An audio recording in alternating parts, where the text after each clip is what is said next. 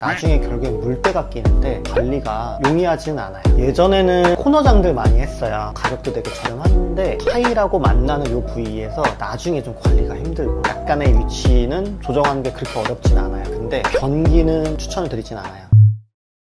대표님, 오늘은 이제 화장실에 대해서 말씀해 주신다고 했는데 화장실도 좀 주의해야 될 게 많나요? 많죠. 신경 쓸 게. 직접적으로 사용도 많이 하고 손도 많이 닿는, 체감적으로 많이 되는 그런 공간이어서 기능적으로는 물을 쓰다 보니까 관리에 또 용이해야 되는 그런 포인트들도 있고요. 조금 더 신경을 써야 되는 것 같습니다. 그리고 저희 포트폴리오도 보면 같은 데가 거의 하나도 없어요. 매번 다르게 변주를 줄 수 있는, 이쁘게 꾸밀 수 있는 공간. 이쁘기도 이뻐야 되고 관리나 사용에도 편리해야 되고 이 두 마리 토끼를 다 잡아야 되는 공간이라고 볼 수 있겠네요. 그쵸. 그래서 더더욱 신경 쓸 게 많고 5가지 정도 요약해서 말씀드리면 좋을 것 같아요.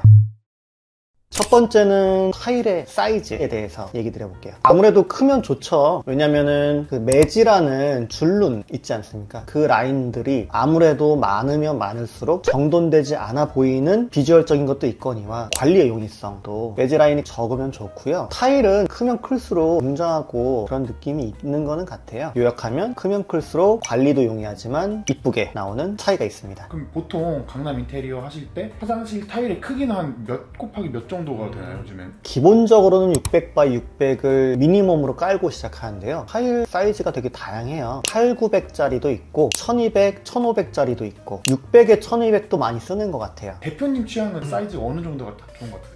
저는 한 1200짜리면 좋은 것 같아요. 그런 게 있어요. 배치도 있거든요. 정사각형이 아니라 직사각형일 경우에는 옆으로 배치하면 좀 웅장한 느낌, 세로로 배치하면은 높게 뻗은 느낌. 예를 들어서 600짜리를 하면은 4칸이 들어가고요. 900짜리 하면 3칸이 들어가고요. 1200을 하면 2칸이 들어가거든요. 그러면 매지 라인이 하나, 2개, 3개가 생기잖아요. 그 매지 라인도 확실히 줄어드니까 크면 클수록 좋은 것 같아요. 저도 이제 촬영하면서 타일이 크게 시공된 곳을 많이 봤는데 정말 웅장하고 이쁘더라고요. 근데 타일이 커지게 되면 아무래도 가격이 좀 비싸지는 게 있지 않을까요? 그건 어쩔 수 없는 것 같아요. 아무래도 크게 만들고 유통하고 제작해서 붙이고 이런 것들이 클수록 비싼 것도 있고 로스라고 하죠. 잘라서 버리는 비율도 좀 높고 저희가 타일 붙이는 게 결국엔 사람이 한 땀 한 땀 붙이는 건데 공수가 좀 많이 들어가는 것도 있고 또 많이 하는 것 중에 하나가 졸리컷이라고 타일을 사선을 쭉 따야 되는 게 있거든요. 길면 길수록 작업하기 좀 힘들겠죠. 이런 것들이 합쳐져서 크면 클수록 좀 비싸긴 합니다. 타일이 큰 예시를 보여드리면 이렇게 좌우로 길게 배치를 해봤거든요. 세면대를 타일로 한 현장인데 일반적인 세면대가 아니라 이렇게 밑에 하지라고 하죠. 밑에를 보강하고 그 주변을 타일로 마감하는 현장인데 확실히 웅장하고 고급스럽고 호텔 같고 한 느낌이 있긴 있어요. 화장실은 아니지만 여기는 1500짜리를 했어요. 이 양 끝까지가 거의 한 판으로 끝나서 메이즈 라인이 거의 없죠. 이렇게 되면 얘기 드린 대로 깔끔하고 웅장하고 관리가 용이하고 현관도 사실 뭐 눈 오는 날, 비 오는 날 되게 막 더러워지잖아요. 그럴 때 관리하기 되게 편해요. 여기도 900가구로 올린 현장인데 3칸 들어가잖아요. 그럼 매즈 라인 2개 이러면은 아무래도 조금 더 용이하죠. 두 번째는 파티션. 파티션이라고 하면은 보통은 욕실에 있는 공간과 나머지 공간들을 분리하는 중간에 있는 벽의 형태잖아요. 메인 목적은 물이 튀는 거를 막는 역할이고 유리로 한다든지 조적으로 쌓아서 타일로 마감한다든지 이렇게 크게 2가지가 있는데요. 대표님이 항상 말씀하신 게 유리 파티션은 좀 관리에 어렵다. 그래서 조적 파티션을 많이 추천해 주셨는데요. 맞아요. 유리 파티션은 아무래도 타일과 유리가 만나는 부분들 아래쪽에는 나중에 결국엔 물때가 끼는데 관리가 용이하진 않아요. 그리고 그 사이에 실리콘 부들도 곰팡이가 좀 생긴다든지 때가 좀 낀다든지 유리 파티션에 문을 다는 경우도 많은데 물 튀기는 건 확실히 방지하지만 경첩 부위가 무조건 나중에 지저분해지고 이런 것들에 관리를 해줘야 되다 보니까 아무래도 조적 파티션이 조금 더 관리는 편한 것도 있고 이쁘기도 하고 다만 반대로 유리는 아무래도 좀 개방감이 있잖아요. 답답한 걸 또 싫어하시는 분들도 계셔서 고객님들하고 소통하면서 조율을 좀 하고 있고요. 그러면 조적으로 파티션을 나누는 경우에 잘된 사례를 좀 보여주실 수 있나요? 좀 이쁘게 나온 현장 몇 가지를 보여드릴 건데요. 여기서도 또 크게 좀 차이가 나는 게 조적이 벽돌로 쌓는 조적이 있는데 이런 경우엔 두께가 좀 두껍게 되거든요. 두꺼운 안쪽을 또 파서 수납장의 형태로 활용할 수도 있고요. 공간이 좀 협소한 화장실이 가끔 있어요. 그런 경우에는 반대로 안쪽을 조적이 아니라 철골로 폴로 만들어서 조금 더 얇게 만들면 다른 매력이 나옵니다. 저는 이제 촬영 많이 해서 알고 있는데 이 조적의 장점과 유리의 장점, 이 두 마리 토끼를 다 잡는 시공 방법이 있잖아요.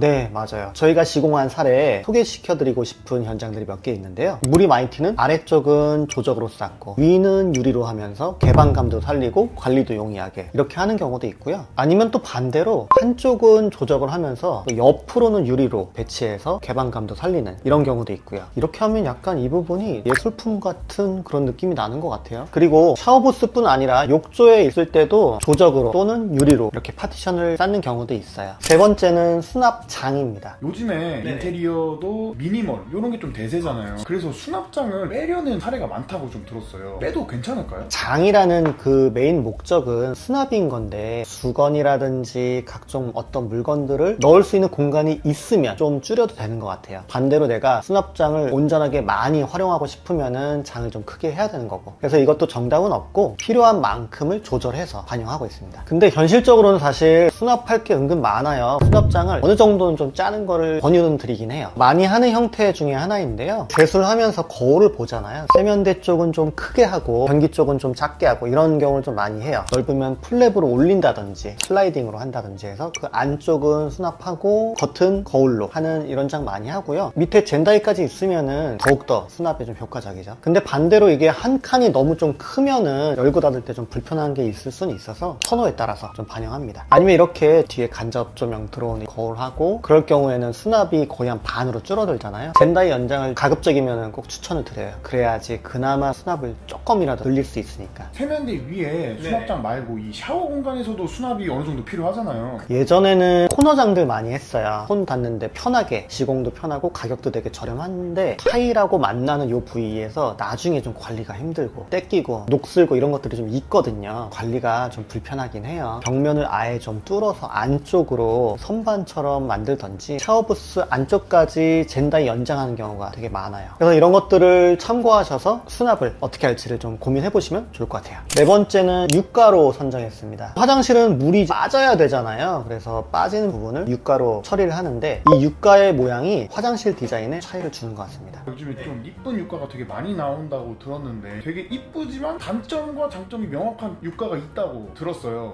타일 유가 말씀하시는 것 같아요. 타일 유가는 유가 가운데에 옆에 있는 타일과 비슷한 형태 또는 동일한 그런 타일로 마감이 되는 유가고요. 물 빠지는 모양이 드러나지 않기 때문에 깔끔하고 이쁘기는 한데 물이 좀 덜 빠지는 게 있어요. 이쁘기는 확실히 이쁜데 기능적으로는 조금 아쉬운 부분이 있긴 합니다. 그래서 보통 배수가 한 2개 정도 있으니까 한쪽은 타일 유가하고 조금 더 구배가 아래쪽인 쪽에는 타일 유가를 안 쓰는 거를 좀 추천드리긴 해요. 이 타일 유가 말고 추천해 주실 만한 그런 이쁜 유가 있을까요? 긴 트렌치를 쓰는 경우도 꽤나 많거든요. 스파, 사우나나 호텔 같은 데 이렇게 긴 트렌치 하는 경우도 많아서 트렌치와 유가를 섞는 경우도 자주 하고 있습니다. 트렌치 같은 경우에는 관리에 대해서는 어떻게 생각하세요? 기니까 이게 들어 올릴 때, 청소할 때 좀 무겁긴 하거든요. 근데 이쁨을 포기를 못하니까 그래서 하나씩 섞는 거는 어떨까? 이 트렌치도 설치하는 공간에 사이즈가 딱 맞으면 이쁘거든요. 그래서 보통 제작해와요. 저희가 자주 하는 업체는 도무스라는 업체인데요. 궁금하시면은 도무스 홈페이지 가셔서 종류 한번 보시면 될 것 같아요. 다섯 번째는 변기 이동. 화장실에 공간의 변화를 원하시는 고객들이 은근 계시거든요. 그런 경우에 이렇게 설명을 드려요. 이 세면대나 샤워부스 쪽을 약간의 위치는 조정하는 게 그렇게 어렵진 않아요. 근데 변기는 추천을 드리진 않아요. 상하수도 이전은 리스크가 있거든요. 세면대 쪽에 있는 하수는 그나마 조금 직경이 크진 않은 편인데 변기 있는 하수관은 굉장히 커요. 현실적으로 아파트에선 좀 이동하기 쉽지 않은 건 사실입니다. 이게 왜 어렵냐면 이 직경이 크면은 직경이 이만한 배관을 이렇게 꺾어서 이동해야 되거든요. 그만큼 높이의 조절도 중요하고 물이 시원하게 쭉 빠져야 되는데 아무래도 꺾이면은 관리도 나중에 용이하지 않기도 하고, 그래서 변기는 이동은 안 되고 세면대나 욕조 정도는 옮기는데 막 그렇게까지 어렵진 않아요. 그래서 구조가 될 때는 이렇게 많이 이동하는 경우도 있는데요. 예를 들면 원래 화장실이 아니었던 부분으로 욕조와 샤워부스를 2개를 새로 신설하면서 상하수도를 쫙 이전을 한 이런 사례도 있어요. 그래서 이렇게 할 수는 있는데 변기는 안 되고 일반적인 상하수도는 괜찮습니다.